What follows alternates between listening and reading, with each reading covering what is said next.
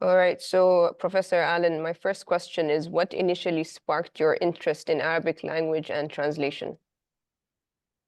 Well, I grew up in England and I was trained to be a classicist in Latin and Greek. I got a scholarship to Oxford University to study that. But it was in my first year, my freshman year at university, that I discovered that basically the course of study at the university was a continuation of what I've been doing since the age of 12. So I went to my tutor and said that I wanted to do something different. And also I wanted to be more involved with the modern world and its culture. He then asked me, well, then which culture are you interested in? And I said, well, I really don't know. Among the many people whose advice I sought at Oxford University was the professor of Arabic, who did something very shrewd. He produced a map of the Mediterranean. And he pointed to the north and he said, there's Spanish, French, Italian, Swiss, Yugoslavian, as then was, Greek, Greece, and Turkey. Every single one of them has a different language. Now look at the south coast of the Mediterranean Sea. Morocco, Algeria, Tunisia, Libya, Egypt, Saudi Arabia, etc.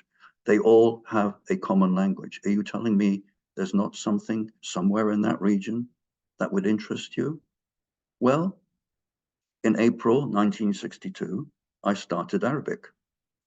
And here I am, 60 years later, not having regretted making that decision.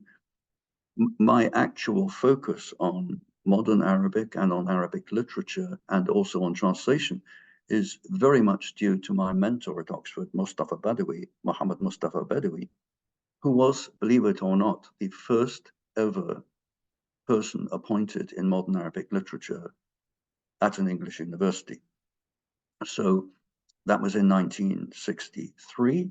In 1964, I started on my career in modern Arabic literature, being asked by my fellow students what on earth I was doing that for. Wasn't there enough stuff to do in the pre-modern period? To which I said, yes, but I want to do the modern period. I was given the first ever doctorate in modern Arabic literature by Oxford in 1968, and then I emigrated to the United States and to the professor position I held till I retired in 2011. So that's a little précis and sort of justification, if you like, of the choices that I made. Thank you for sharing that.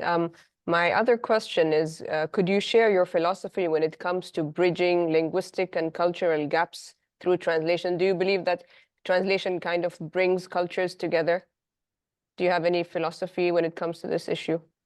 Yes. I base my decision, my primary decision, on the writings of a 17th, 18th century German philosopher, theologian, translator, Friedrich Schleiermacher, who made a differentiation between translation as a process of what he calls domesticating the text.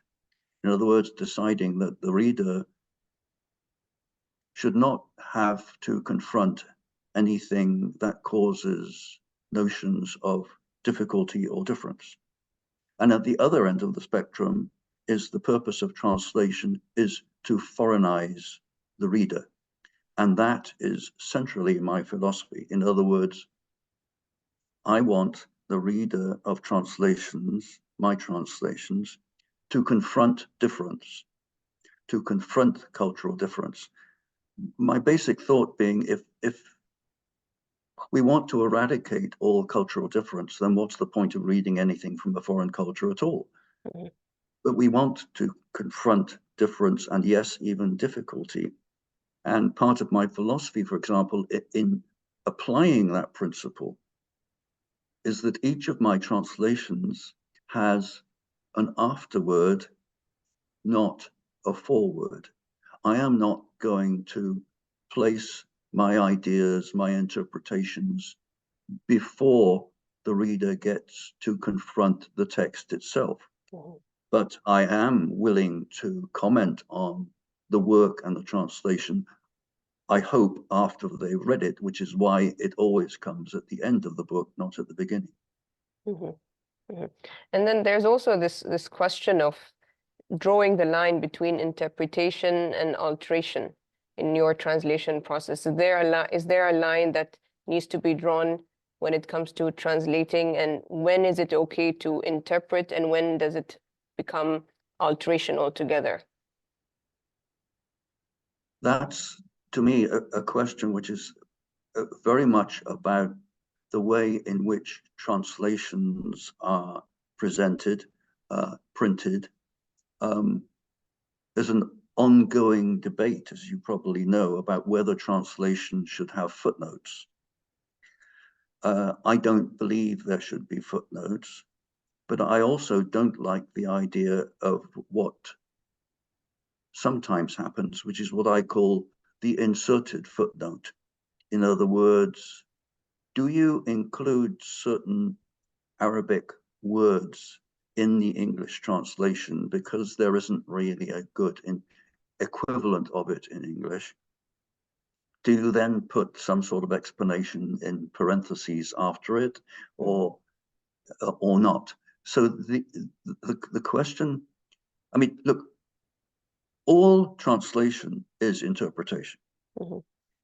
I mean, you talk about literary translation, but because of the differences of language, in a sense, any time you translate from one language to another, you are indulging in interpretation of one kind or another. The question is quite how much, but my point is that that tends to be expressed in the format of the text itself and the strategies you decide to use in order either to leave the reader to confront difference or to help the reader by providing them with information which is not part of the original text. I don't really like doing that. And as I say, I mean, the text which I've been translating recently are historical novels with a great deal of information in the text about historical periods, historical figures. And in the case of Reem Bassiouni, of course, she is absolutely fascinated by architecture. Correct. I mean, I am, of course, something else I'll admit is that I have been in personal contact with every single author that I've translated, except the first one. And that's Muhammad al-Murilhi, and he died in 1930. Mm-hmm. So I wasn't able to talk to him. But two things. Firstly, I talked to his nephew. And the second thing is, when I made one of my trips to sit down and talk to Naguib Mahfouz, he asked me what I'd been doing. And I said, I'm working on the text of Muhammad al-Murilhi, Hadith Isa ibn Hisham. And he said, oh, my father made me memorize whole chapters of that. And I love it. So, you know, even dealing with Murilhi, I had actual contacts with people, but Reem is merely the latest, you know, I mean, Hanan Sheikh, and the other thing, of course, I don't know if you know this, which Dar Arab is doing right now, yes, is to publish the two childhood autobiographies of Ahmed Tawfiq, who's the Minister of Religion in Morocco and a very prominent Moroccan Sufi. And his childhood autobiography, which is in 2 volumes, is called Walid wa Mawalad, which, as you probably know, is a citation from the Quran itself. Correct. Yeah.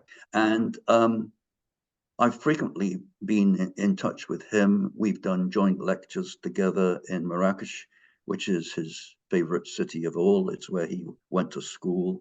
So he's just another example of my, well, as a translator in more recent times, my desire to actually be in touch with the author and to work with them.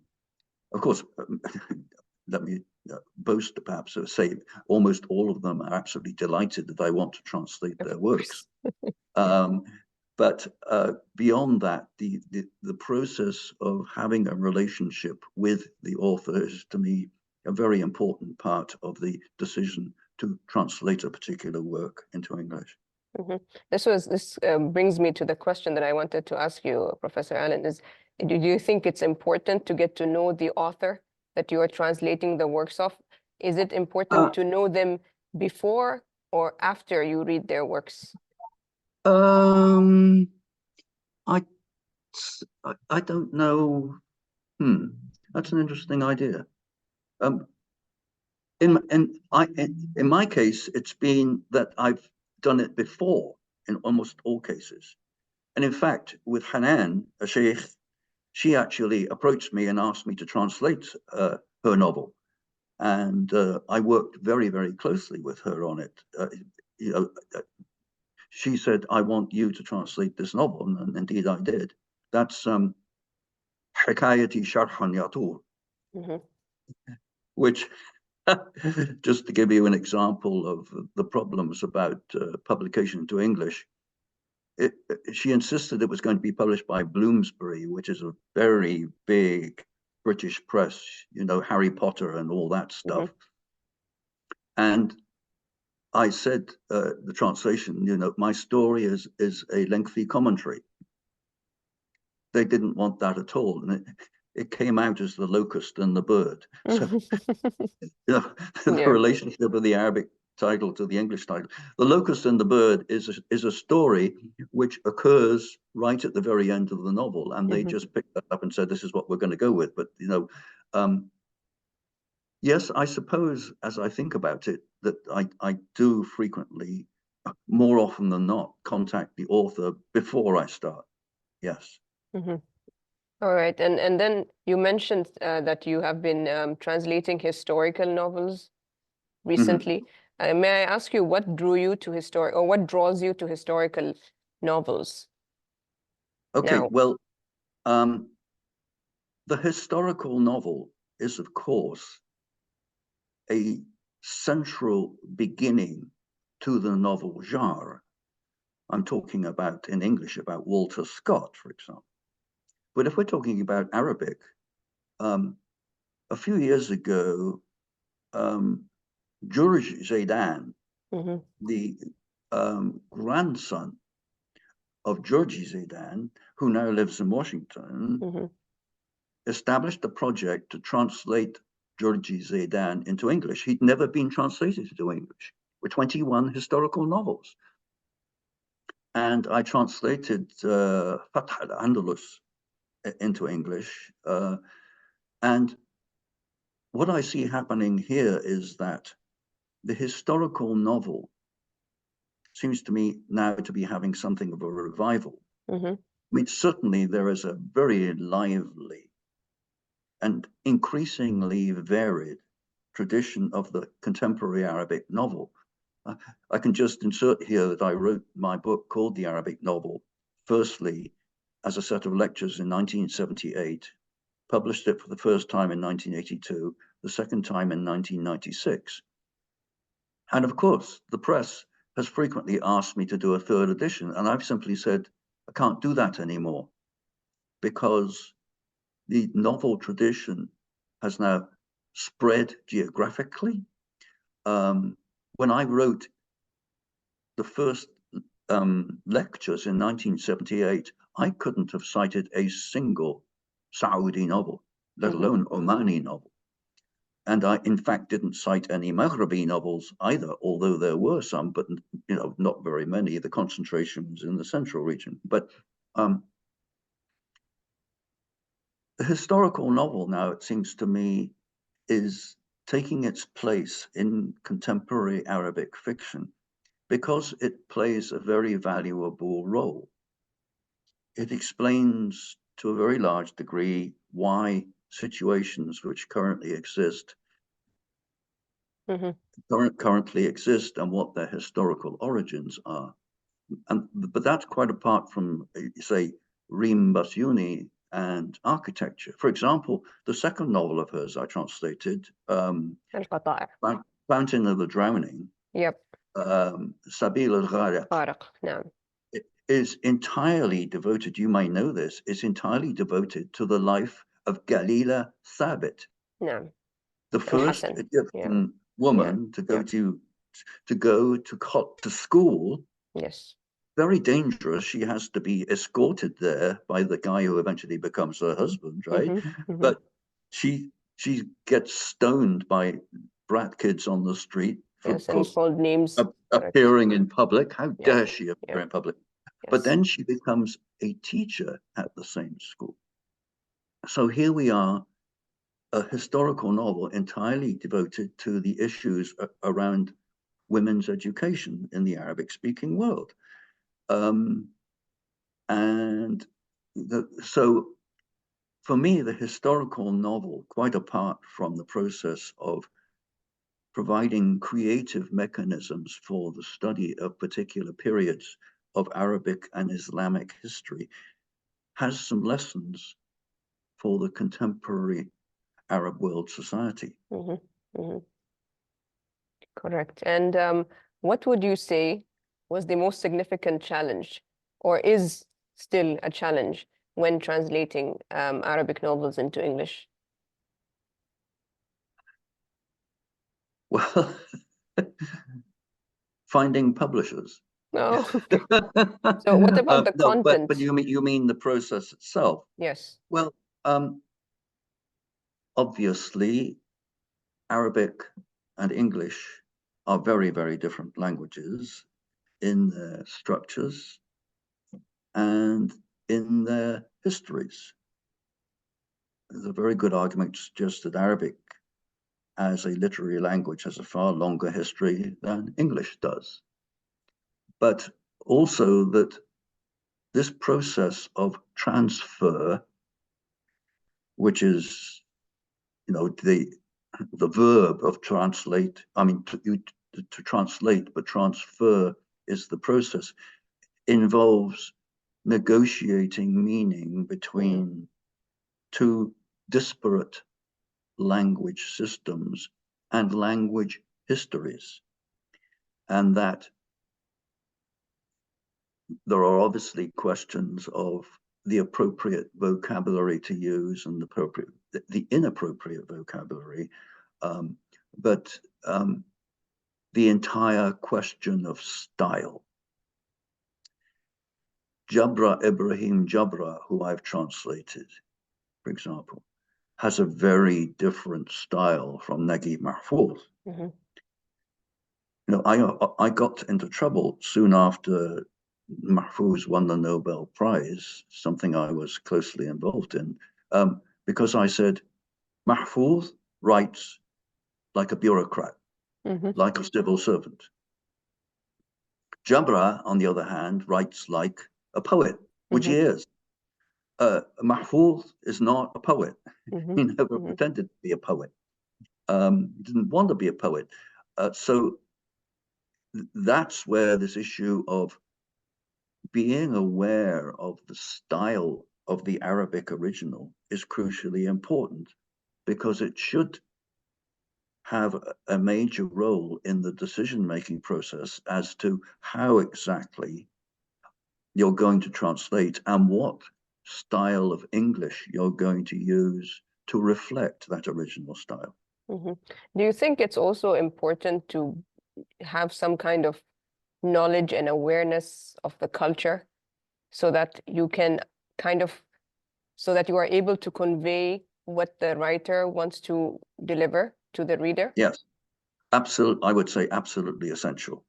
I mean, I have spent many years in Egypt, and actually it was after the volume of the Cambridge History of Arabic Literature devoted to the modern period came out that my colleague, now professor at Oxford, Mohammed Salah al-Omari, said, you really haven't covered the Maghreb at all. I then made a specific decision that the last 15 or 20 years of my career were entirely devoted to Moroccan literature and translating Moroccans, to the extent that many Egyptians at that time complained that I wasn't paying any attention to the Egyptian novel. And that was when I said, look, it's now not possible, I think, to claim to be an expert on the Arabic novel. No, min al-muhit al-khalij, as Nasser said, right? Abdel Nasser. That you've really got to now start focusing your attention in research and translation on a particular region, a particular genre, a particular critical approach. Feminist fiction, e.g., or Moroccan fiction. And there are some winners and losers in this. I've always said a big loser in this is Tunisian fiction. Yeah, correct. But also, I mean, if that's the problem, then what about Yemeni fiction? Of course, I don't know that there's a great deal of it. Sudanese fiction. Part of the problem there, of course, is, yes, Tayyip Saleh. Yes, unbelievably brilliant. But then who?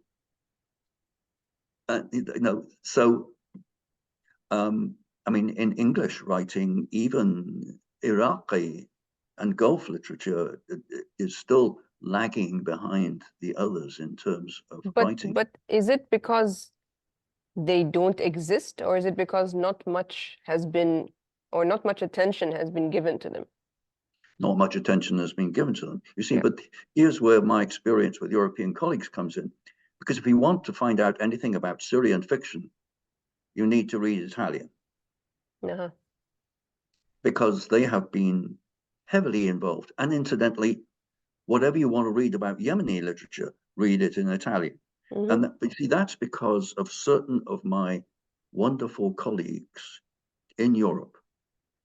Isabella Camera d'Afflitto in Italy has made sure that her students don't simply go to, well, I don't know if you know this, but all Arabic students in Italy go for study abroad in Libya, because of course Libya was under Italian control for a while.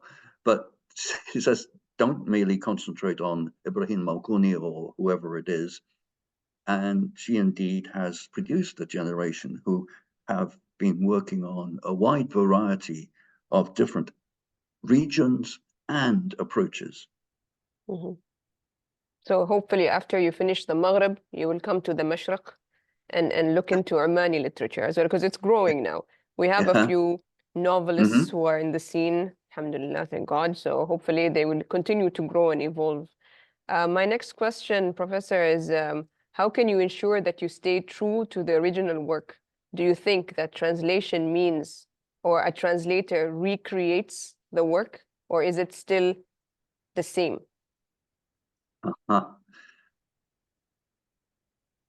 Obviously, since it's in another language, it's not exactly the same. But as I say, my tendency, my philosophy is to try to replicate as many features of the original in the translation as is possible, and not to try to create something which is not, what can I call it, not an accurate reflection of the spirit of the original. The essence, Yeah. We talked about historical novels. When you first mentioned that it has a revival kind of happening now. I have a question here, and it's related to the socio-political context. So it says, how does the socio-political context of the source language impact the translation process, particularly when dealing with sensitive or controversial themes? I think that varies quite widely across the Arabic-speaking world according to the circumstances there. The current circumstances involved. And needless to say, I have been very involved in Moroccan literature.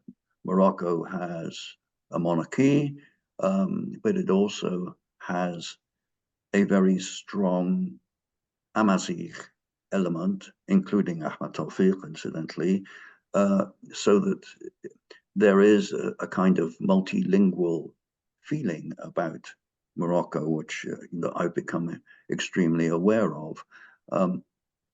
Whereas right now in Egypt, you have a rather problematic, almost autocracy going on, which is actually quite different from the Egypt that I knew, and even under Abdel Nasser and Sadat, there certainly were restrictions, but it was possible, Egyptians being Egyptians, to circumvent a great deal of the problems that those involved. And in Saudi Arabia and the Gulf, you have different kinds of authority structures and social structures emerging from them. So I don't think there's a kind of universal way of approaching that. It depends very much on what not only the current local situation is, but what the history of the development of that situation is. I mean, how can we talk about Syria, for example, without talking about al-Assad and the al-Assad regime, as opposed, say, to Jordan with a monarchy?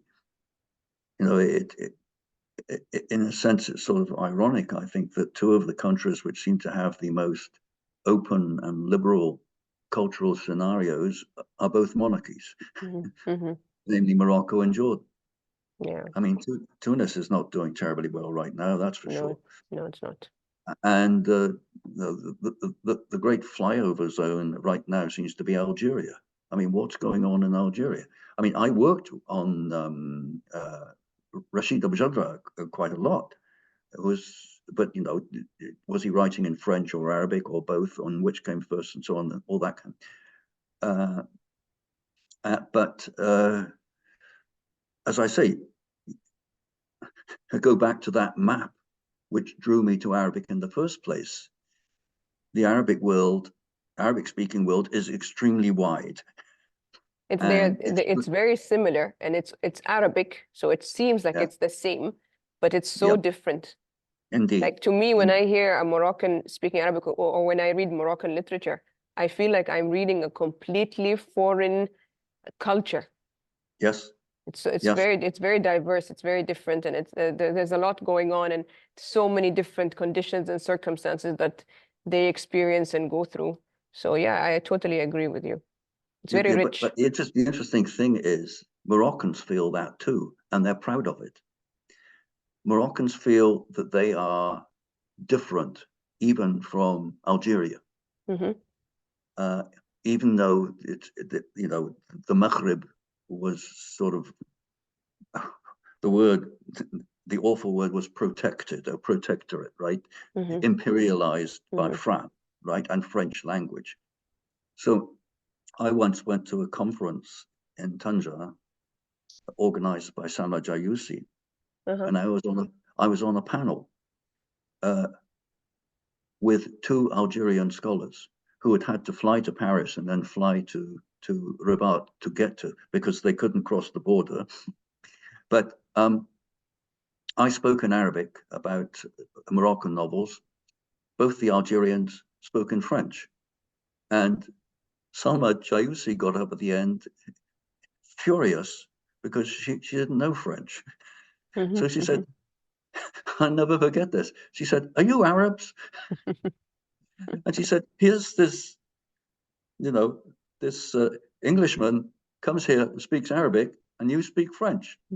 So there are these, even in the Maghreb, there are quite different attitudes to language use. And I get the impression in Algeria still all academic discourse is in French. But no longer, I mean, Tunis and Morocco are both, I mean, certainly a lot of people know French, and in Tanger, you also basically have to know Spanish too. But there's even that difference in that particular restricted area, which is what we call the Maghreb. Mm-hmm. My next question is, do you see any gaps in the quality of English rendition of Arabic literature that are currently existing? Any gaps that should be, Gosh. yeah, talked about, discussed? Well, I've talked already about the difference in concentration on different countries, regions, nations. That's probably the biggest gap of all. I mean, Yemeni, Sudanese, Tunisian literature in English, and now, of course, there is, I perceive a growing interest in translating what I'll call Gulf Arabic literature. But it's still got a long way to go to catch up with, well, we know who the primary ones are. It's Egypt and Lebanon. Egypt, Lebanon, and I read something very interesting a while ago, and it was Egypt writes, Lebanon publishes, and Iraq reads.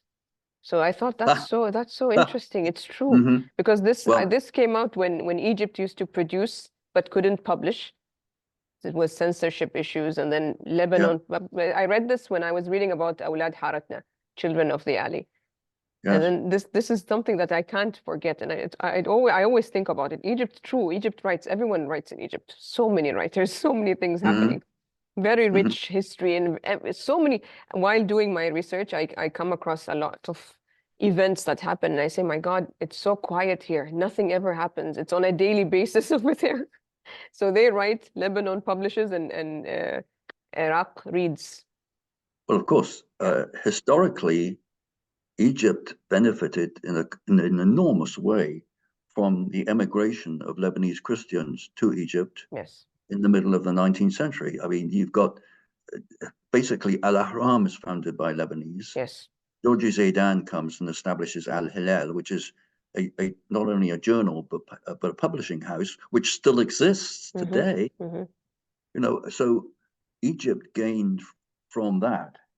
But of course, Lebanon right now is sort of underwater, Mm-hmm. and I I recently was very closely involved with Mai Rihani, Mm-hmm. who is the niece of Amin Rihani.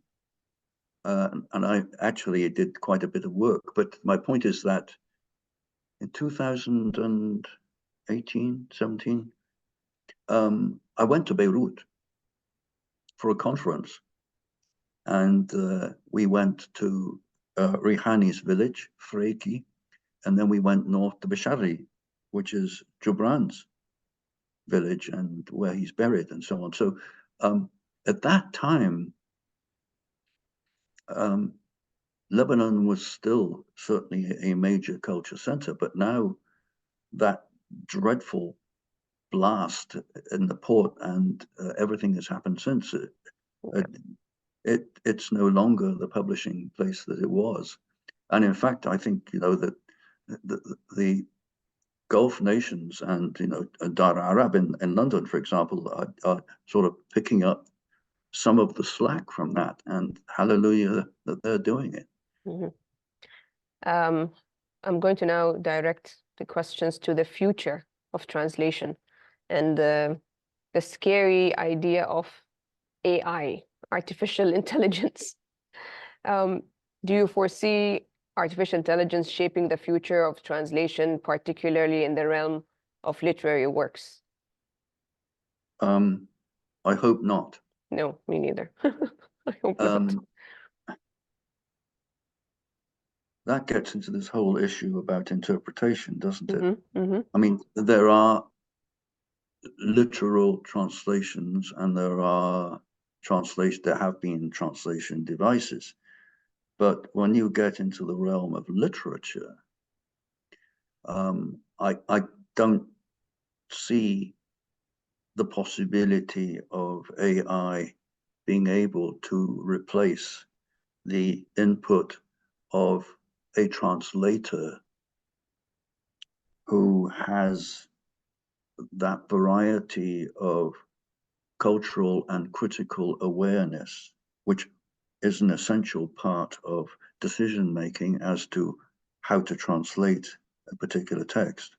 I don't think AI is going to be able to do that.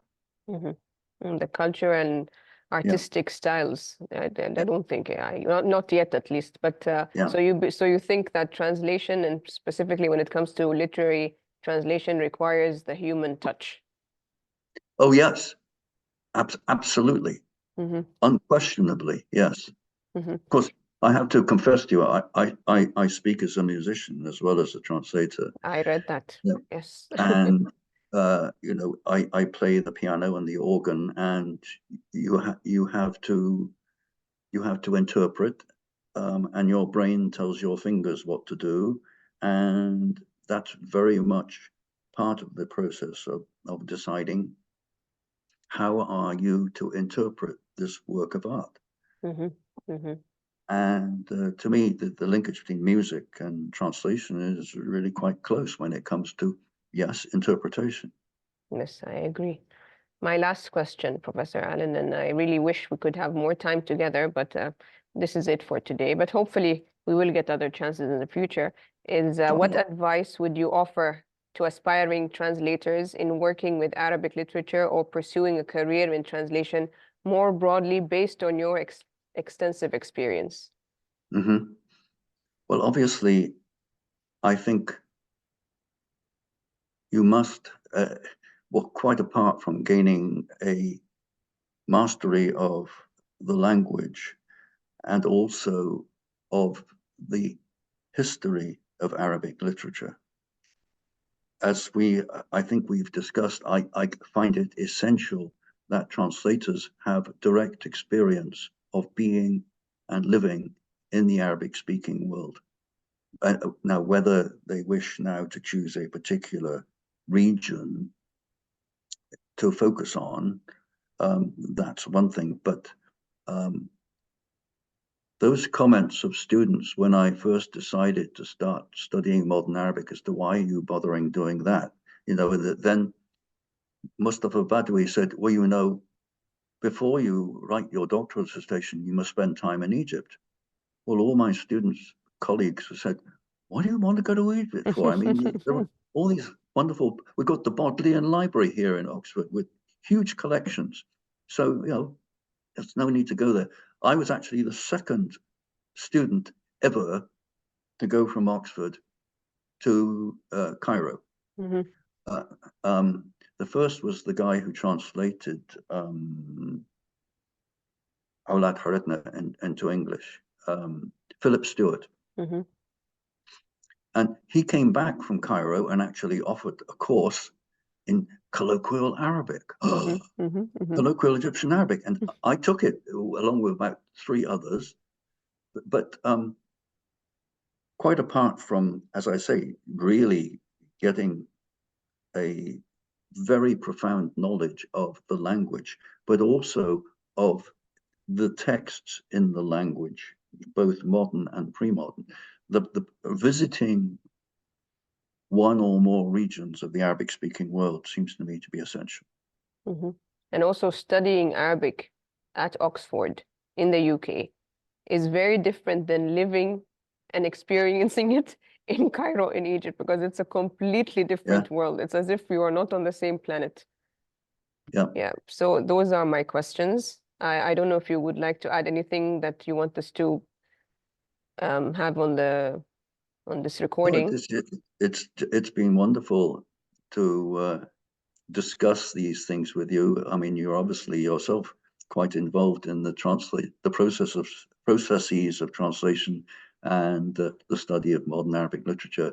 And I'd like to thank you for this opportunity. Thank you so much. I have one last question. Is it necessary for someone to study translation in order to translate?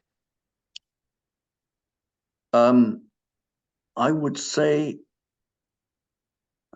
I think bearing in mind the development over the past half century of literary theory in general, but also as part of that, the study of translation theory. I mentioned Schleiermacher, but somebody like Eugene Neider, the translator of the Bible, but other things, and his division of translation into source culture, target culture, source text, target text, and crucially, intertext, and the study of some of the things we've been discussing here, the intertext, which is negotiating the cultural difference between the source text and the target text. And of course, there's a whole other thing which I've also alluded to, which is the target text to the publisher and negotiating that. But I would say yes, in view of what's available by way of discussion of translation theory, translators will definitely benefit from explorations of that particular topic. Thank you so much, Professor Roger. I appreciate your time, My and pleasure. I'm sorry about the confusion that happened, but That's okay. alhamdulillah,